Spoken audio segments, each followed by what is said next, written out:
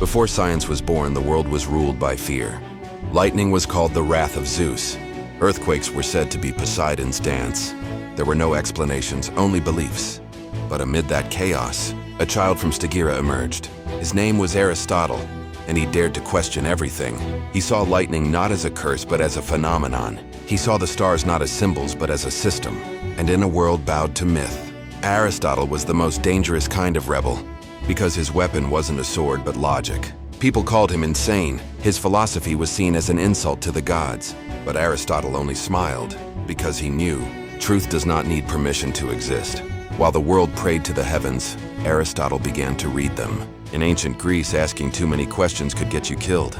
Philosophy wasn't just thinking, it was defiance.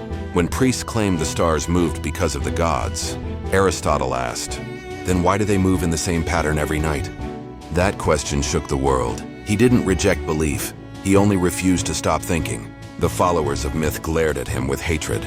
But behind those stares, something new was born. A curiosity free from fear. People began to discuss instead of pray, and that discussion was revolution. When myths collapsed, what stood upon their ruins was not a warrior, but a thinker.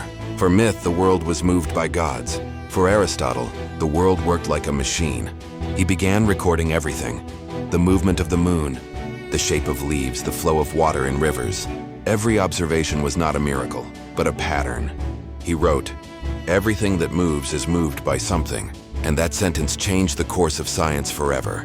The worshippers of myth laughed at him, but Aristotle did not turn back.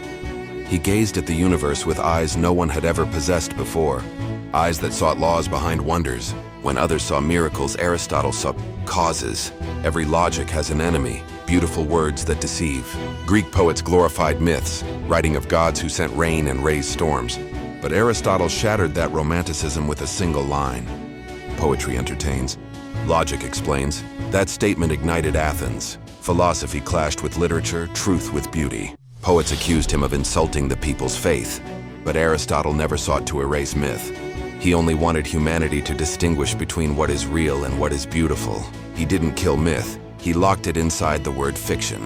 For many, fate was the decision of gods. But for Aristotle, fate was choice wrapped in fear. He wrote about ethics, virtue, and free will.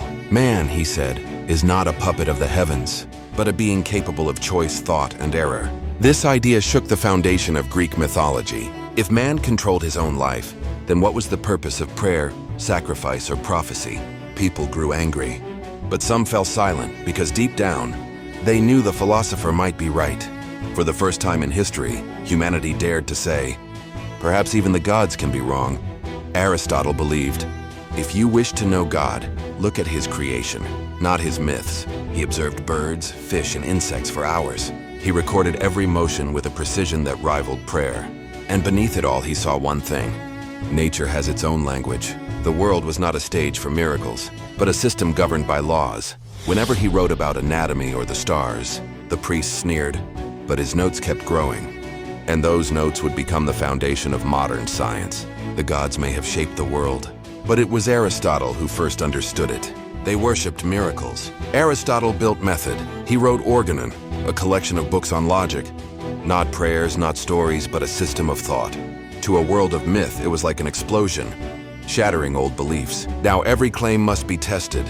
Every tale must face proof. Truth was no longer owned by priests, but by anyone brave enough to think.